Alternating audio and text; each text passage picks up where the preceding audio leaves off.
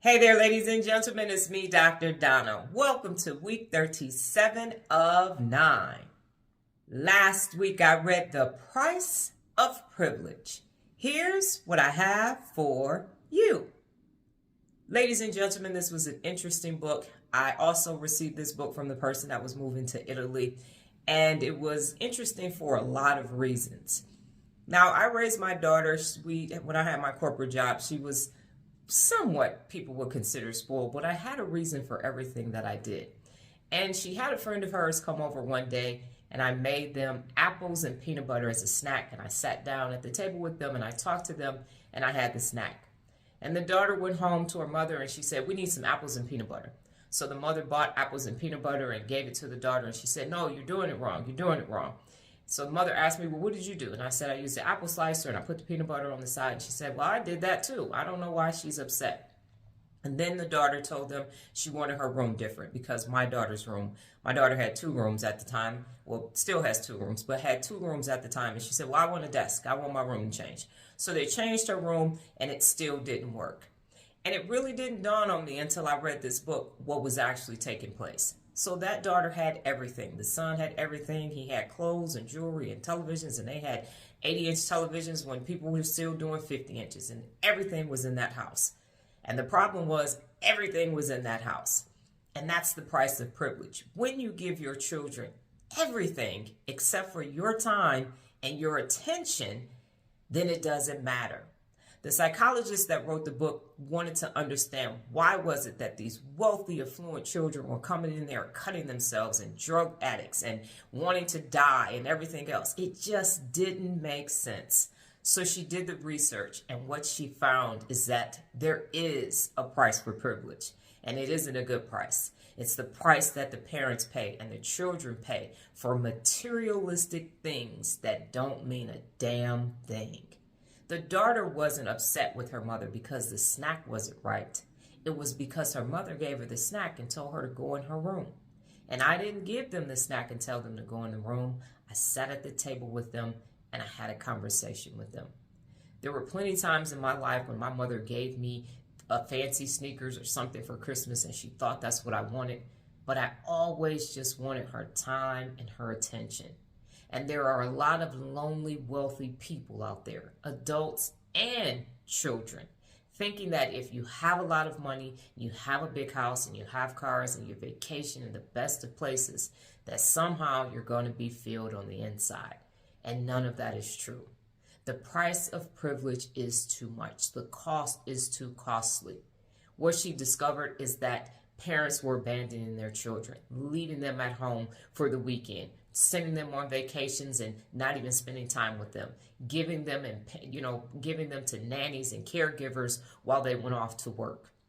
And it's really unfortunate when you chase after something and you think it's going to make your life better when it isn't enough. When you have enough, you don't need more than enough. The other part of the price of privilege is that the parent guilt, working so hard and they're not there, so then they don't discipline their children when they need to be disciplined. And that causes them to become undisciplined adults, which creates more undisciplined children, and the cycle repeats itself. And then finally, mothers. We're the caregivers. We're responsible for everything. And the problem with affluent women is they have to be perfect. Even if their world is falling apart, even if they're being abused by their spouse or their children, they have to keep it together. And that's a fucking shame. It really is. We need to take care of ourselves first. That was the last chapter of the book. Mothers, women, wives, we need to take care of ourselves first. And I've said this often, fix you first, and then you can start helping everybody else become their best. So what is the summary of this? The summary is, don't try to go after materialistic things and buy your children's love and affection. Don't use that money to get them in the best schools and so they can get the best jobs. What you need to do is to create a loving, healthy environment. And it doesn't matter if you're privileged or not. Love and nurturing and family time together is what matters. So for all of the parents out there, especially the mothers, even if you spend 20, 30, 40 minutes a day with your child, giving them your complete attention, that's better than any car, any Birkin bag, any family vacation, or anything. I had a manager at Frito-Lay that said people know you care when you show you care. And that's what it means to be a good parent. It means that you provide discipline when it's needed, you provide love and nurturing, and you give your children the foundation to go and volunteer and to be responsible human beings on the face of the planet Earth. So forget all about the price tags and the privileges and the making it rain and throwing up bags and showing people and having them cheat on tests and making them be the perfect athlete, because nobody is perfect. And allow them to be who they came here to be and nurture that. And that's better than any dollar amount. Because again, the price of privilege is just way too much. Got it? Good. Do I recommend the book? Absolutely.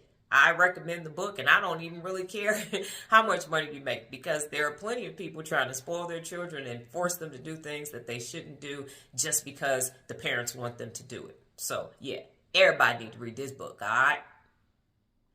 Last week's New Beginning, I looked at my YouTube playlist again, and I realized the 60-second strategy needed some new information, and so I recorded a 60-second strategy every day.